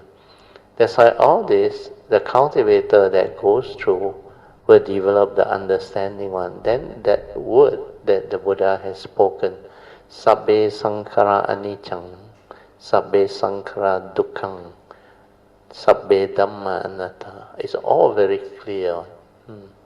Very good, sadhu. So you develop the understanding through your own Dhamma Vichaya investigation, which is very good. Sadhu. Yes, yes, Sadhu. So this Dhamma Vichaya keep popping up again, It pop up twice, but then he wants to investigate, what happened to this, where the pain come from, Then Yes, he show it to me you have the mental ability perception. because your mind has gone through the nature's training. Otherwise, it cannot. That's why it will investigate and develop the understanding. Very good, sadhu. Yes.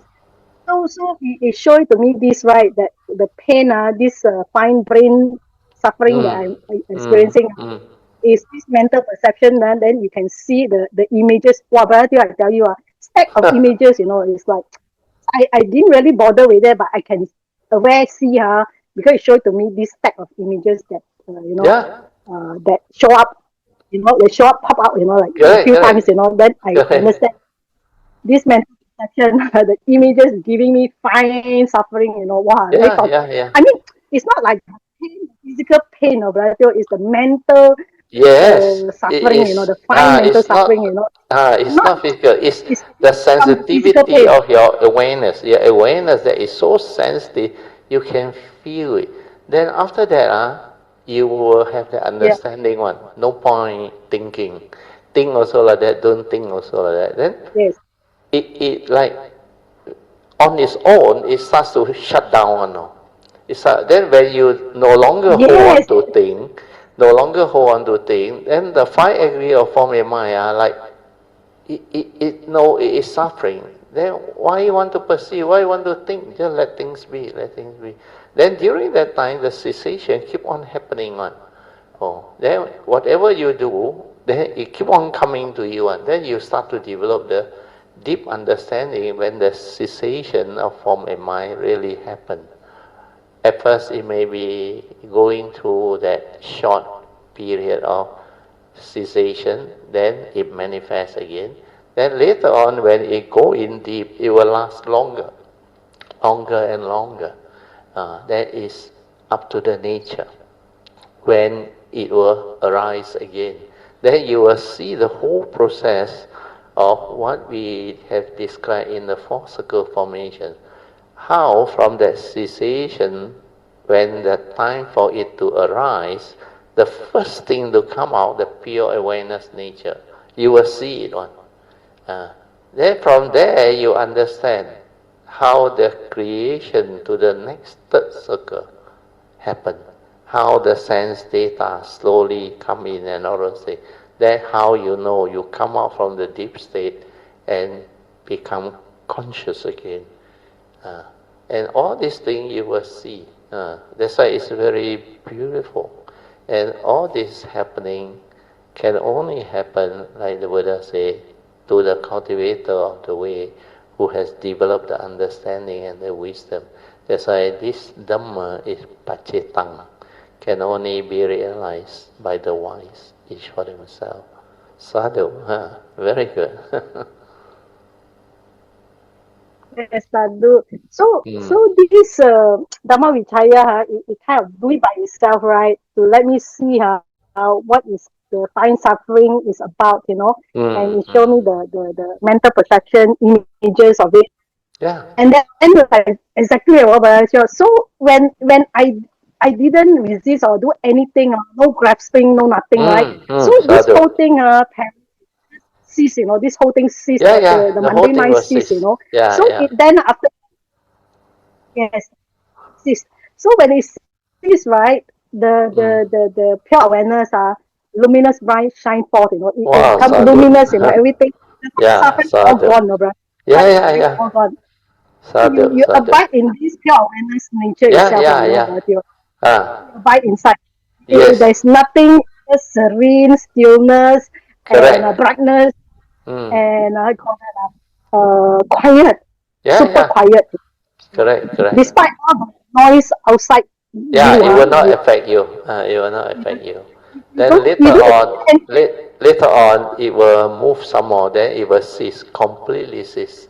Then you completely like cut off the form and mind completely. Even the pure awareness also gone. That is the cessation of form and mind, where the Buddha described it as the realization of Nibbana, and that one is more stable and longer period. Then it is no longer like the early days where you have a glimpse of what that cessation is. Then you continue. When the pure awareness nature inside also cease, completely cease. But to enable that to happen, the understanding must be there. You must feel the fine suffering. I remember that time when I went through in 1989. Then the mind, the contemplative wisdom and the understanding is so clear, like I explained. That awareness is so stable. It can be at the moment of contact, it will not move on. Then it wants to understand and let it move, it will move. Then it can be at the moment of perception. But the moment you go beyond the pure perception to perceive something, then the fine suffering comes. Then all this is show it to you. Then you can be at the moment of sankhara activity, the movement, the fine suffering. You feel it one. Then during that time, it will tell you, you want to suffer, you go and do all this. I remember that time I was still working. Then later on, a lot of other things will manifest.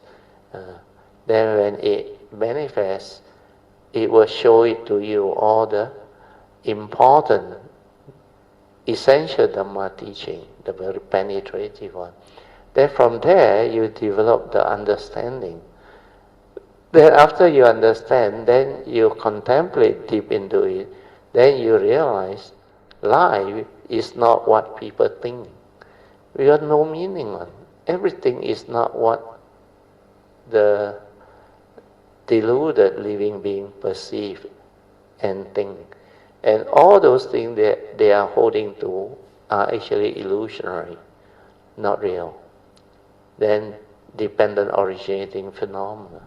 Then after that, it comes to a very penetrative understanding. Thinking got no meaning. Think also like that, don't think also like that. Then what for think?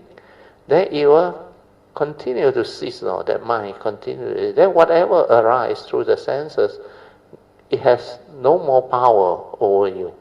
Then it continue to let things be. Then that cessation will follow. Once you have that wisdom and you cannot cling and you cannot grasp already because of the very stable understanding, then only that cessation of form and mind start to happen. Initially, it will be like what you described, very quiet, very still. Then after that, you will continue.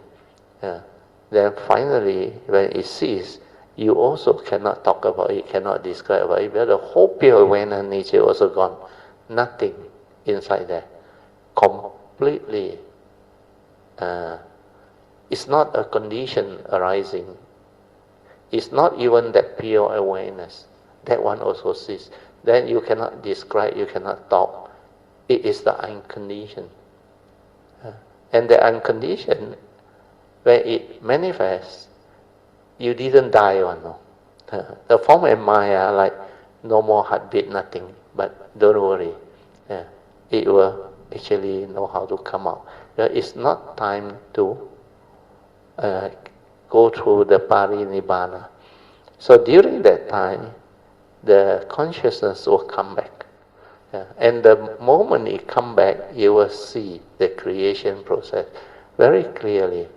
Then that movement from that nature manifesting into all those movements, the paticca samuppada, you can see them and you understand them.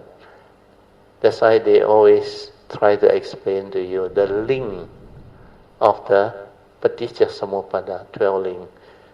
Why the Buddha say avijja paccaya sankara, sankara paccaya vijnana, vijnana paccaya namarupa. All this you will understand and it become very clear. That's why at that time, 89, I remember when it happened to my nature, when my nature go through it, then I realized the commentary that write all those 3 periods of time, the paticca samuppada, is not what the Buddha meant. What the Buddha meant is the instantaneous one. Spontaneous condition arising. Every moment, every instant. It seems raining. So this one is very important understanding and very beautiful and subtle to you, for you to go through all this, which at your level and at your time of development of your cultivation understanding, it can happen. It can happen. Which is very good. But I didn't go into the cessation of form and mind. It's only the cessation of the mundane mind Sankara, the Sankara, that one is the first stage. Everything become very quiet. Then you can feel that it's completely still, very still. Then luminous, everything. That is that pure awareness nature. Become very quiet, very still. Then you can be inside there for so long, means the stability has been established. Then you will understand that this one, from here, all other things arise. Then the universal characteristic that is inherent in all phenomena, like you described just now, the impermanent, the suffering state, then the empty nature. Everything is dependent, originating, condition arising. Then that fine suffering is very important. Suffering means when you try to perceive something, or when you want things your way, when you attach, you crave, you give meaning. All this has different level of suffering, but only the cultivator that has developed the sensitivity of mindfulness and awareness and the wisdom can sense it. Otherwise, the mind don't have that sensitivity to actually feel them or to understand them. So all these are very beautiful. Yes. So when I had this fine suffering that when I the luminous pure awareness nature suffering, right? So all these disappear, perish, right? And so I kind of like abide in this pure awareness nature that give me the serenity, the peacefulness, Stillness, the the inner stillness and all yeah, things. inner stillness, right? Uh, uh. I stay there for some time, Brother Teo, huh? Yeah, very good. You It can just stay there for some time, it's already very good. But that is your pure awareness nature. And most of the correct. time, without the stability, the thinking manifests very fast from there, very fast. Like it, You see, it developed the what we call Sankara activity mm, movement.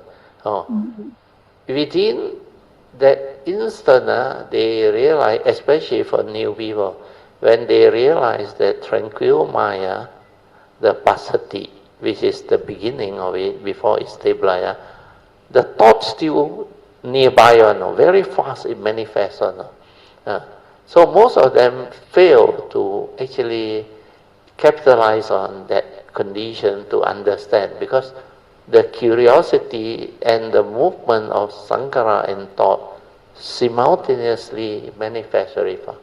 So most of them, they don't understand and they miss it. Then after that, they come out. And some experience it for a short moment only. Suddenly quiet. But they know something different has happened, but they cannot understand.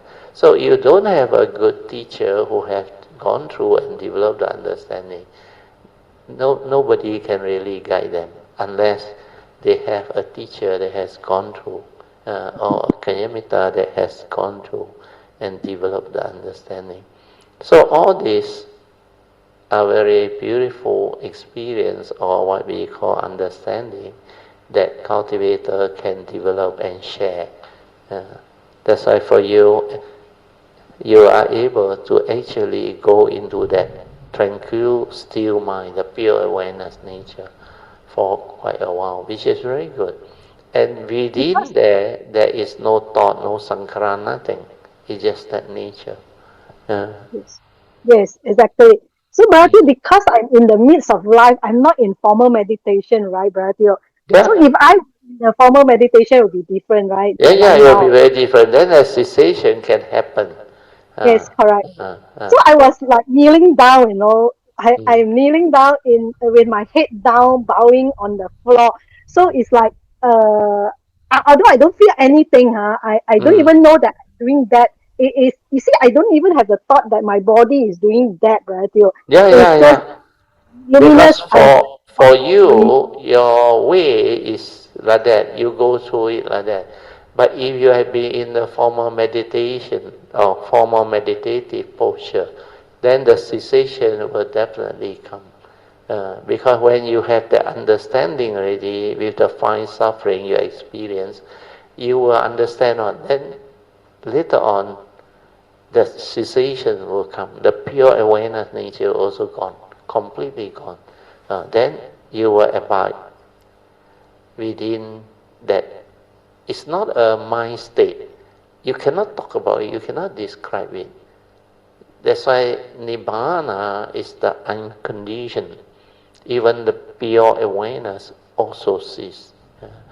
But then after that, when you come out, you will see a lot of things. Then when you are out of the thing completely, go back to normal consciousness, then you start to understand. No wonder people cannot understand the teaching. Because the teaching is actually very simple. When you experience it, when you go through it, it's very simple. But for people who hasn't gone through, they can never understand. That's why the Buddha always use this word. The Dhamma is pacetang, can be realized by the wise, each for themselves. Without wisdom, this penetrative Dhamma understanding cannot happen, cannot arise. Hmm. Very good, sadhu. okay.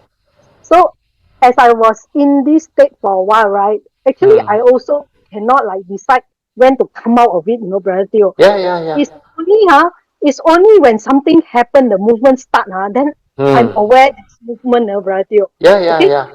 so I was in this pure awareness nature, right? And Hmm. then for a while, nothing happened, like stillness, very comfortable, I would say, Yeah, very yeah, yeah, yeah. comfortable in that nature, Hmm. that is Hmm. luminous, still, and Hmm.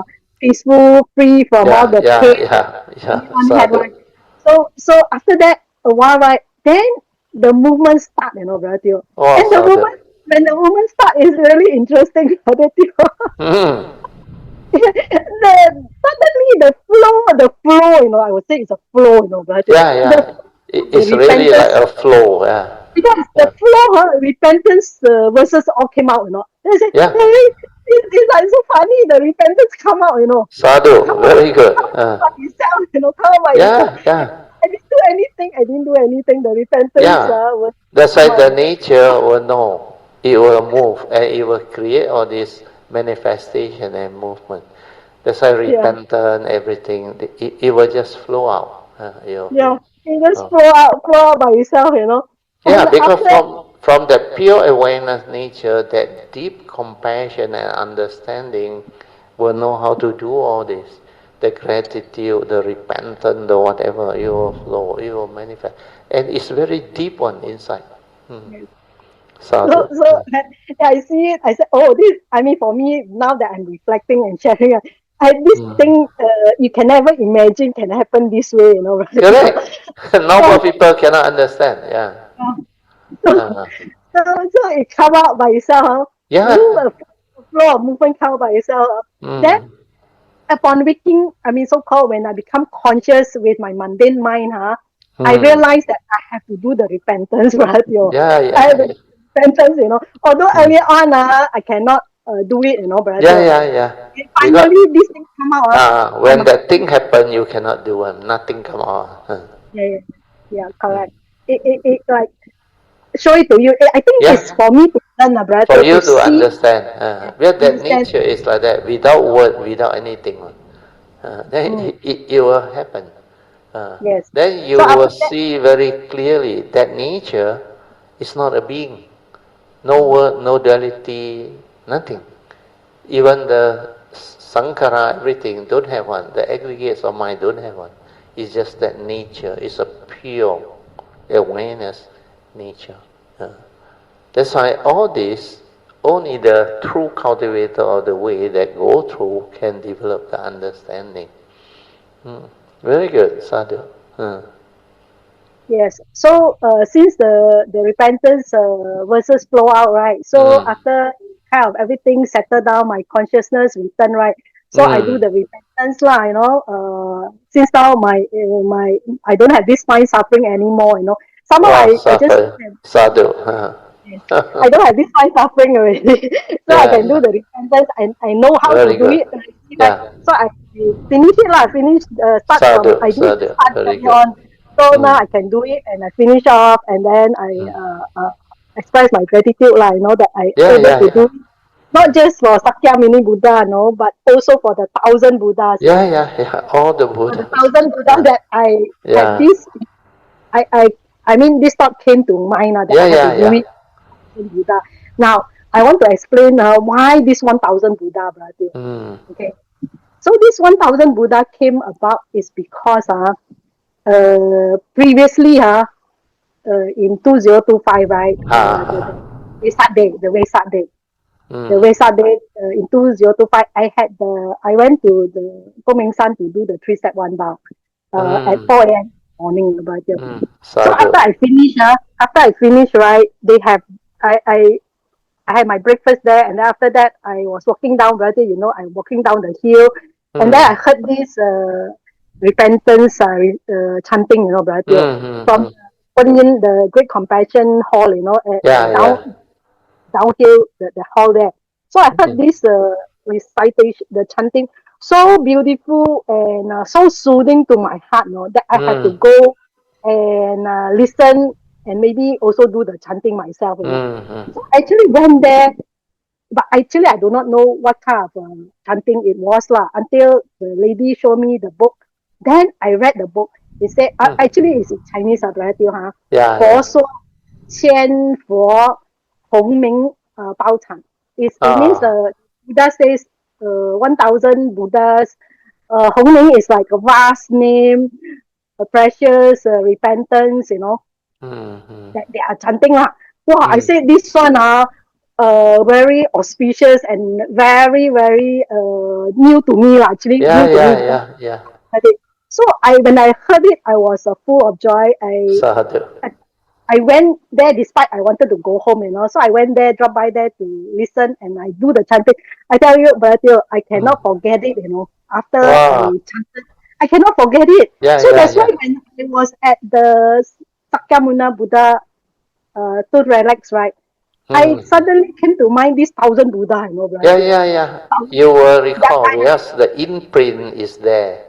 yes, When you have developed the affinity from the past, then when you come across it, especially when you're doing the what 3 step 1 bow or whatever, then when this thing manifests, then you will like draw or drawn to it, attracted to it. Then this like is like you go and find out. But actually you have affinity with this type of chanting before, this type of repentance before. That's why it will give you a very clear imprint. Like it have a lot of what they call impact upon you. Then when the time comes for this to actually manifest, like when you went there and pay your respect and do all those things, then that recollection come back. When the recollection come back, you will know to do it. Because these are the affinity you have established. And this is very beautiful, very wholesome. Sadhu. Very good. Sadhu. yeah, sadhu, sadhu, sadhu. Mm-hmm. So because of that, right, I was full of joy. And after Mm. that, the thing is, but brother, because that the chanting, my Mm. Mahayana chanting can be pretty long one, no, brother. Yeah, yeah, And very long. I Yes, it's didn't, very I long. didn't, I didn't stay for the whole chanting, brother. Mm. Although I didn't stay for the whole chanting, I make it a point that I said, when I have the opportunity, I'll come back, to read. Mm. I mean, I'm not a chanting person. I Mm. will read all the names in the chanting book. I Sadhu. had this intention, the intention that Mm. Mm. when I had the condition, not that I like want to do it so desperately or what lah, but Mm. I Mm. said when Mm. I have the condition, I will come Yeah, back yeah, and read yeah, yeah, at yeah. least read the names of these Buddhas, thousand Mm. Buddhas, Mm. in that chanting book lah that is written lah, that is what I remember lah that I will do it Mm. when I have the condition to do it lah. So Good. when I make that repentance at the Sakyamuni Buddha relax, right? Ha ha ha. Then somehow the condition arise for me, brother. The Ha. condition arise for me. I had the book, I recite. I took 1 hour to read it, Wah, All- sadhu. it's in Chinese, brother. It's in Yeah, Chinese. yeah, But yeah, it's sadhu. names lah, names, Yeah, the yeah, rows of yeah, yeah. so it goes by paragraph lah. So Mm. it's kind of lengthy. It took me 1 hour lah. Of Yeah, course, yeah, my yeah. presentation may not be the best lah, but I Mm. do whatever I understand about it. So I had the Sadhu. condition that I recite the book lah. Recite the book, the names of these Hongming, Yeah, yeah, of the yeah. thousand Buddhas, Mm. So I mean, for me, these Buddha names may not may not how you say I do not recognize the names lah, Yeah, no need to but recognize. yes, I do Because not of that recognize the names. affinity, you will know how to recite it. Yes, Yeah. I do not have the recognition of the name, but I have the deep understanding that they have boundless virtues, Yeah, yeah. compassion and wisdom, Mm. through their eons of cultivation, Yeah, yeah, yeah. Okay, Where they have so all perfected themselves. correct. Mm. So that is the condition that given to me lah. So I Sadhu, do it sadhu. lah. I read it lah. Mm. In this booklet that belongs to Kuming San lah. So I had the condition. I read it. Sadhu. At least I complete it lah. The first Good, part I good, didn't. good. Second, Mm. I mean I didn't make a so-called.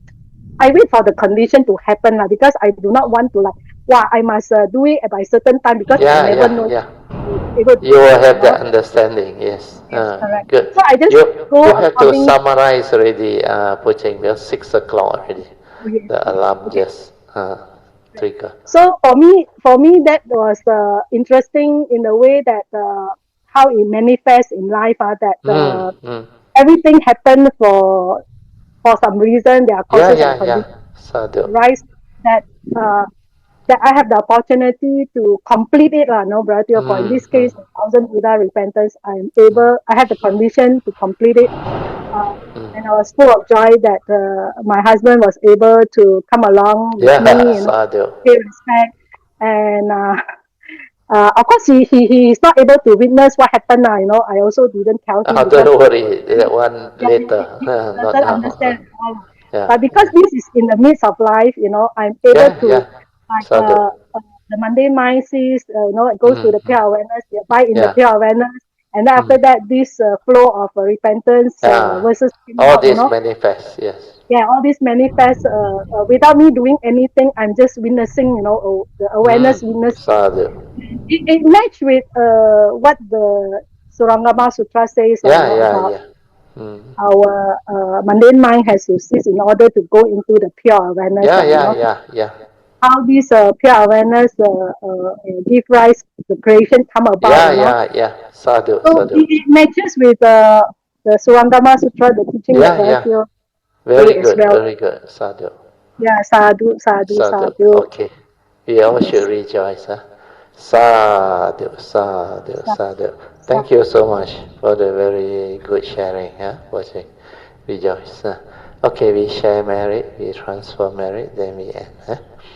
Akasata Chebumata Devanaga Mahindika Punyang Tang Anumoditwa Chirang Rakantu Lokasasana Etawata Jamehi Sampadan Punya Sampadan Sabbe Deva Anumodantu Sabba Sampati Siddhya Idang Minyatinang Hotu Sukhita Hontu Nyatayo Idang Minyatinang Hotu Sukhita Hontu Nyatayo Idang Minyatinang Hotu Sukhita Hontu Nyatayo Devo Vasadkalina Sasa Sampati Hito Cha Fito Bhavatu Loko Cha Raja Bhavatu Dhammiko Imina Punyang Kamina Mame Bala Samagamo Satang Samagamo Hotu Yawa Nivana Patiya Sadhu, sadhu, sadhu. Okay, you can now pay respect mindfully to Lord Buddha, Kuan Yin Bodhisattva, and all the worthy ones. Then we end. Sadhu, sadhu, sadhu.